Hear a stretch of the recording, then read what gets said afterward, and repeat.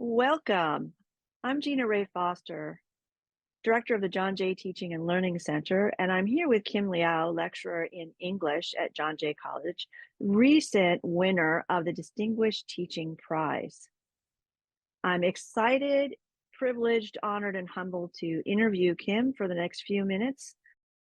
Before we get into the questions, I'm going to read a little biographical information and some commendations from her students so we get a sense of who Kim is. Kim Liao is a lecturer in the writing program of the English department and has taught creative writing at Gotham Writers Workshop and Catapult.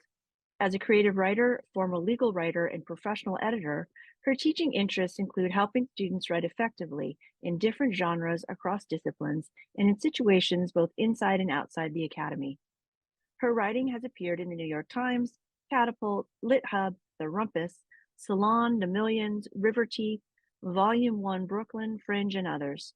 Her essay in LitHub about collecting rejections went viral, starting the hashtag 100 Rejections Challenge, and led to her being dubbed a rejection expert, a title she wears with a healthy dose of irony. She is currently revising a family memoir about the Taiwanese independence movement. She is also co-director of the Writing Across the Curriculum program in the English department. Students praise her warmth, attention to detail, and consistent communication. Quote, "She gives the best feedback I've ever seen, and she is such a caring professor. She truly wants her students to succeed," end quote. Her colleagues go even further. Quote, "You want to say she can't be just this talented at so many things, but she is. She is a John Jay treasure," end quote. Kim, you may have a rejection expert label, but you have just picked up one of the biggest winner labels at John Jay. How does that feel? It's humbling and also really validating at the same time. I was reflecting a little bit on the last 5 years. I started in August of 2019, and my second semester at John Jay was the beginning of COVID. And so it's been just this roller coaster of teaching in the pandemic, teaching out of the pandemic. But it's been really just a wonderful experience getting to know our students, getting to know other faculty members, really making the first year writing curriculum mine, creating this new technical writing course. I worked really hard to try to make it all work. So there's something really validating and special about this. I'm very appreciative. It's very meaningful.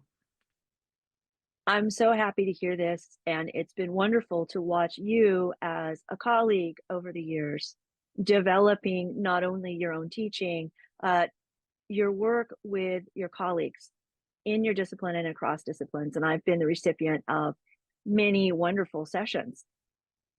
In the last year, as we are more out of the immediate crisis of the pandemic and into other Gen Z and AI issues, what have you been learning from your colleagues? In the writing program, we have been having some conversations about generative AI, where it's popping up, and when our students are kind of leaning on it as a crutch or leaning on it instead of taking those intellectual risks and starting their own drafts themselves. So that's been a really interesting kind of set of conversations that we're having in the writing Mhm. program. I'm definitely learning specifically about those kinds of things. I'm definitely learning from my colleagues.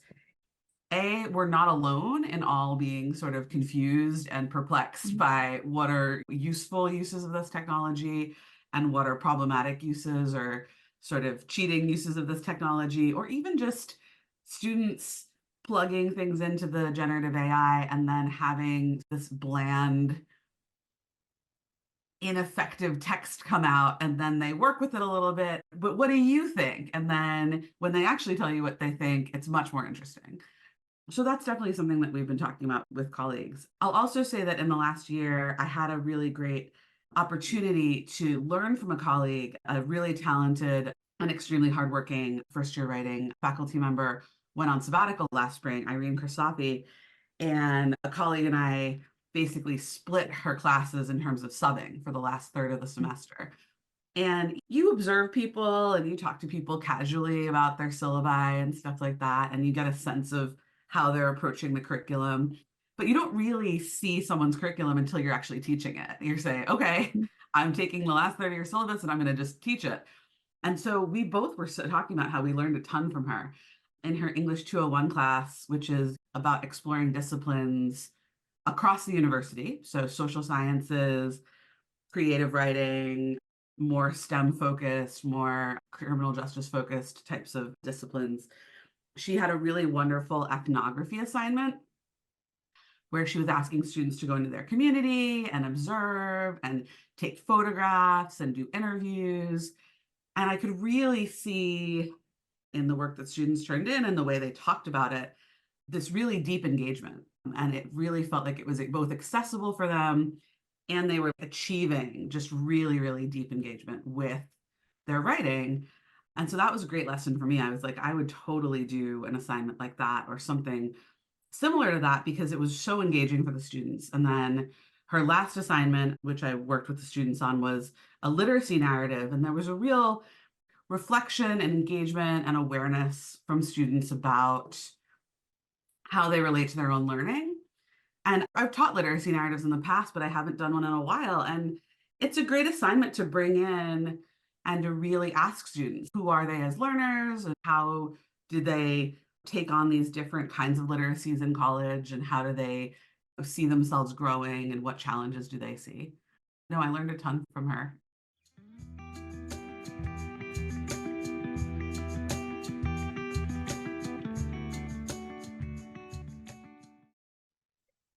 It's so exciting to me to see how much we learn from each other and how our minds just open to these different possibilities of not only designing courses and assignments, but also how we see our students. Mhm. In this year's and last year's Distinguished Teaching Prize process, we asked nominees in the first round to submit a sample assignment and a written rationale for the assignment so that we could see faculty in action. Your assignment was rated very highly, as was the rationale. Can you walk us through that? Sure. The assignment that I submitted, and this is sort of an assignment that I've often turned to when I'm talking with other faculty about writing across the disciplines or certain kinds of, what's an illustrative example of something with scaffolded parts, something like that. I'll just be like, oh, yeah, you can look at this. So in my technical writing class, I wrote the course, but in direct collaboration with computer science and applied math faculty. So, sort of specifically for students engaging in those majors. And it's actually now a required course in the applied math major to help their students really start thinking through what kinds of writing they're going to need to do as advanced academics and also professionals. With the help also and guidance of Mark Macbeth, who had written the business writing course that's very popular at John Jay, and also with the guidance and support and feedback of Tim McCormick. In this technical writing module 2 assignment, it's the largest unit in the course. It spans maybe from week 6 to week 12 or give or take. And it's an opportunity for students to A, pick their own research topic and research question, but then B, to really engage with what technical writing is often doing, which is achieving a very specific and very narrow purpose. So technical writing can be anything from, this is a very out of date example, how to program a VCR, to how to install a printer, to how to sync up your Apple Watch with your iPhone or something like that, or to much, much more advanced writing in computer science and applied math with programs and documentation and research in that field. But there's a very specific purpose always, and there's a very specific audience. And that's the case with most kinds of writing. But in technical writing, it's extremely sort of obvious. And I think it helps students to get out of that framework of, oh, I'm taking a writing class, I'm just going to write an essay that's like to some sort of amorphous imaginary audience who's really just the professor. They take their research topic and question, and then they conduct some research, and then students over the course of like about 6 or 7 weeks write 3 different kinds of documents for 3 different kinds of audiences. So the informational text is I encourage them to pick either a piece of software, hardware, a device, an issue, an emergent issue in the field of technology. So right now, I have a technical writing student who's writing about AI image generators, like DALL-E, for example. Super interesting. And she's writing about copyright issues and ethical issues and legal issues. It's really interesting. I've had students write about ChatGPT and then sort of educational issues or self-driving cars and safety, things like that. So for their informational text, they're writing something that's going to help the consumer. I had a student in the past who wrote about self-driving vehicles, and it was how to choose the right self-driving vehicle. Before you purchase a vehicle, what do you need to know about its self-driving features? Someone who was writing about, this was a cool project, planned obsolescence, the idea that our technology is getting worse and worse because Apple wants us to replace our computers or phones every couple of years. So he did in his informational text how to, for the consumer, how to extend the life of your battery, of your phone battery, or how to make the most of your particular devices. So they're doing research, but it's for a very specific purpose, which is to help the consumer. So then the second part of the assignment, they start writing to experts. So now you pretend you work at a company. So the self-driving cars student pretended that she worked at Tesla, or person who was looking at planned obsolescence was like, okay, imagine you're an Apple employee. And then talking to actually the experts who are working on these technologies, about the technology itself, about the issue, about why there could be a problem or emergent opportunity and what they should do about it. So there's a real like problem solution component, but also kind of leveling up the jargon, leveling up the degree of engagement and depth of detail with the research, and thinking about like how do professionals talk to each other in the field. So there's a lot of formality in these kinds of business documents, and it's important for students to be able to go from the more casual voice to the more elevated professional voice. And so then in the third portion of the assignment, there was like, oh, we have to do something else. That they're writing an op-ed to a larger audience, to the public, thinking about the larger sort of societal ramifications of this technology that they've been looking at. And while an op-ed is a little bit of a cheat from technical writing, op-eds are not quite as technical, they're more opinionated, there's more argumentative stance there. It often really crystallizes the issues for students across the whole module. So by the time they write the op-ed, they really have figured out how they feel about this, what the issues are, what's important, what the stakes are, why people should care. And so then when they revise all three documents together and put them together into kind of a portfolio where they reflect on their writing process, then they're really thinking about one issue or one sort of area of technology with this kaleidoscopic lens. So by the end of it, they usually have learned a ton. And for the last part of the class, they present some of those findings and they translate them into more visual and digital media. And that's very satisfying because they've done so much intellectual work in this module by creating these different documents. I'm hopeful, and I think a lot of students who really engage with the assignment in depth come out of it and come out of the course really thinking about situation, thinking about audience, thinking about purpose, thinking about when I sit down to write something, who is it for, and what am I hoping that the outcome will be? Just fantastic. Yes, the kaleidoscopic is the word that really came out at me as I was already thinking of how these pieces are working together. And I'm also thinking you've got career readiness here. You have global learning, inclusivity. There's so many different pieces of what the university is asking us to do, what the college is asking us, higher education nationally. And it's all in this one assignment that's actually very specific for a relatively small group of students. Yeah, That's really powerful. Thank you thanks. for sharing that. Thanks. You talked about being a student and what it's like for your students to grow and to take on things that may be different or unfamiliar. And shortly before we started this interview, we talked about how we are as students and learners. At this stage, we're still learners, but we still act like students. What kind of student are you, Kim? Oh man, I'm sort of a finicky student. My colleague Tim McCormick always laughs at Zoom workshop formats. Whenever we're given an assignment and sent to breakout rooms, no one ever follows the prompt or the directions. This idea that there's a lot of resistance from faculty. So, yeah, I'm a finicky student. I think that I'm very last minute sometimes with my deadlines. I used to, when I was at university and grad school, I would be like up all night. But I really chase that feeling of feeling like there's something really new and exciting. So there's Mhm, something in my teaching too, I can feel it sometimes when I've taught the same text too many times and I'm like, "Oh, this is not setting me on fire anymore. I have to change this up because I really mhm, wanna feel that engagement and feel a little mhm. friction of, like, Right. wondering how the discussion's gonna go and wondering what my students will see in this and wondering what new Mhm, things I'll see in it." I'm a skeptical student too, so I try to mhm, read that into my own teaching. Are they going to want to do this? Do my students see the logic of what we're all trying to do together? Because I was a little brat sometimes. Like, why are you expecting me to do this? This doesn't seem important. This just seems like busy work.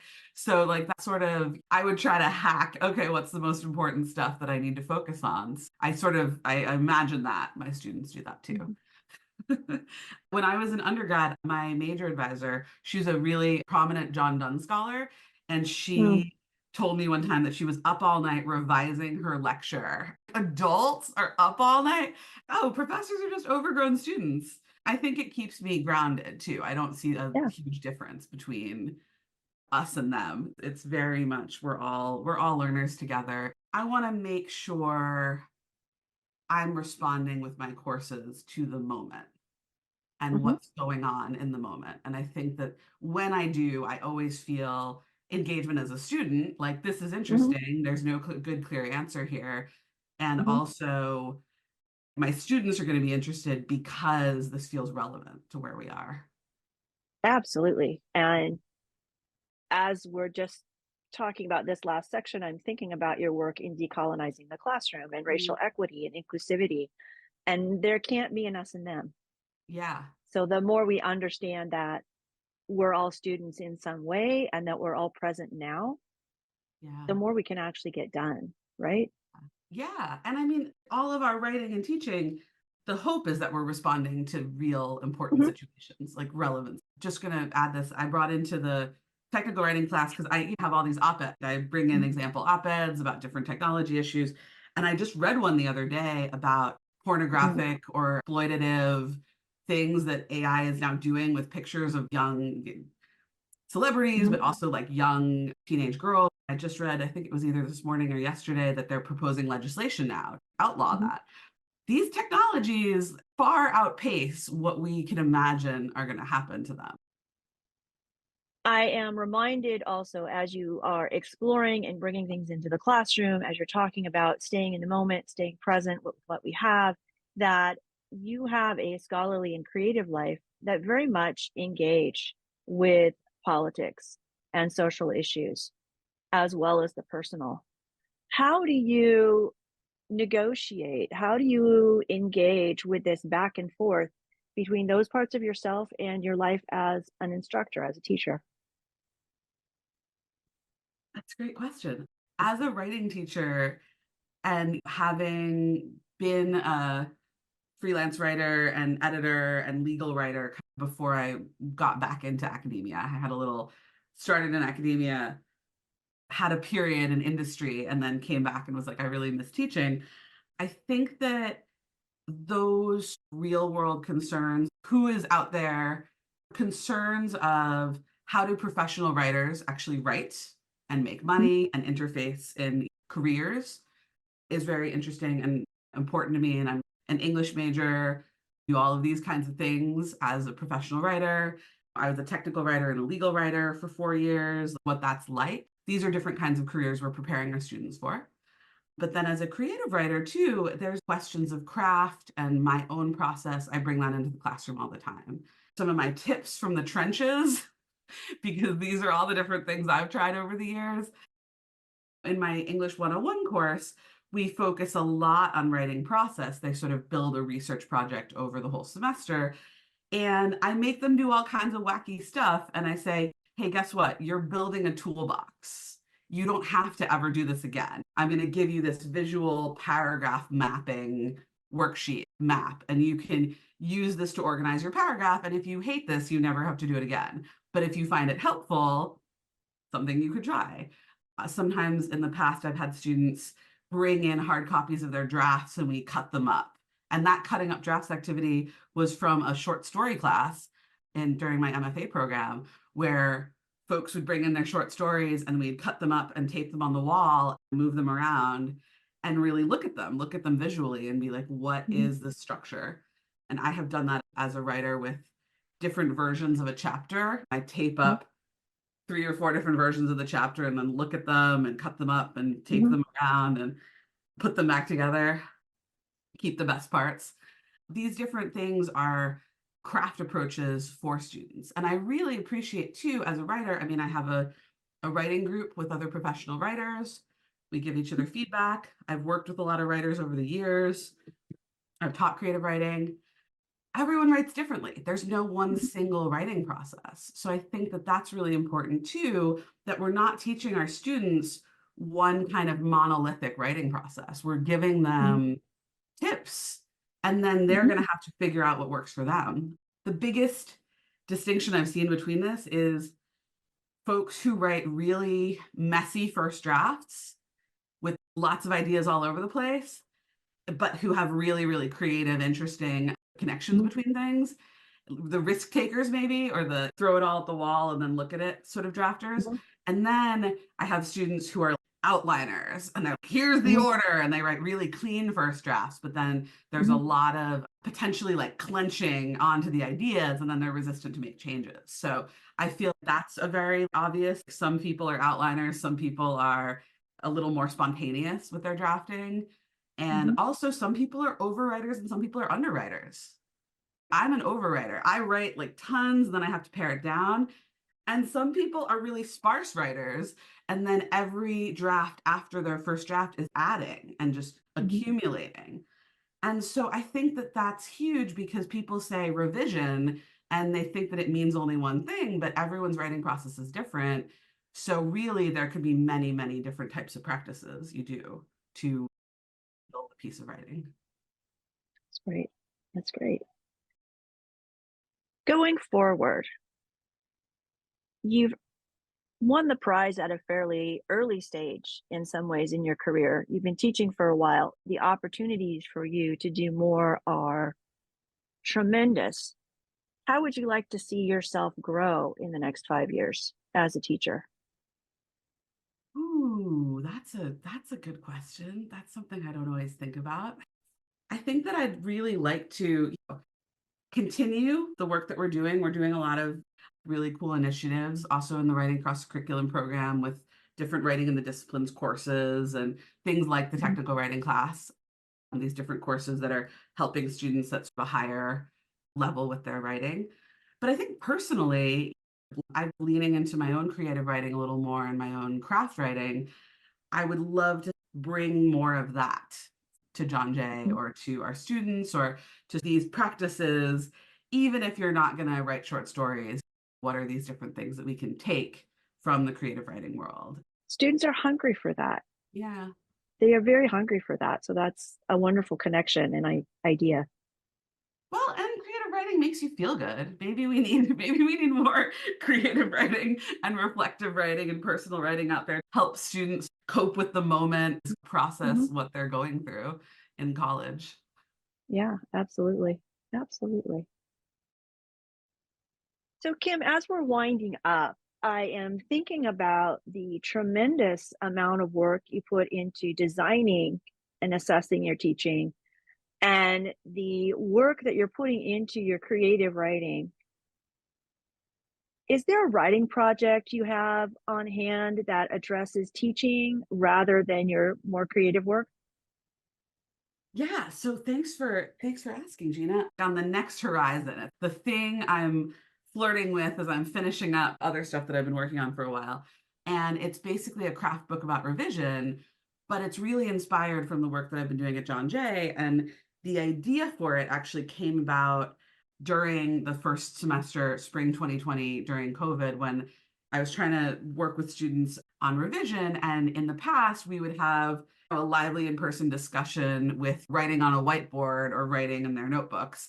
And we couldn't really do some of this stuff. So I was trying to break out some accessible revision strategies for them in an infographic, in a slideshow, and something that was like tangible and easy for them to work with. So I came up with this idea that I call the many faces of revision. The idea that revision is not one thing, revision is 5 or more practices. 5 is a nice number, sounds nice. I think of it as addition, so adding. So this is like people who are the sparse writers who keep adding as they draft. Refining ideas, whether that's big picture ideas or small ideas. Restructuring, paring down. So for me, I'm an overwriter, so I need a lot of that paring down phase. And then fine tuning at the end, the sentence level, music of language stuff. I've talked to them about this idea of revision being not one practice, but many practices since then for the last couple of years. And I think students often feel like it's a much easier way to think about how can they go back in and make tangible progress on their drafts. So, okay, great. I'm going to go back in and add some more research, add 3 sources, or I'm going to add some analysis to my discussion of sources. Mm-hmm. I'm going to go in and fine tune all of my citations, or I'm going to go in and work on my beginning and work on my ending. And that's really structural concerns. So it's sort of helping students diagnose what they think their piece of writing needs. And I think that's something that's actually really applicable to all writers. We all need help diagnosing what our pieces need and taking them to the next level. And usually there's a feedback loop in there, getting feedback at least once, if not tons of times. As you become a more established writer, you become comfortable with your own writing process and you know what your writing process is. A new piece of writing or a new genre or a new situation, the writing demands something different than what you've given in the past. So this idea that if we can teach ourselves all of these different approaches, then we can become revision diagnosticians, figure out what we need, do what we think we need, see if it gets better, see if it works, and then repeat the process. So that's sort of that's like next steps. That's next project. I love it. That's fantastic. Can't wait to read it and work with it. Thank you. The Many Faces of Kim Liao. Wow. Kim Liao, 2024 Distinguished Teaching Prize winner at John Jay College of Criminal Justice. Thank you so much, and looking forward to seeing your next steps. Thank you, Gina. Really appreciate it.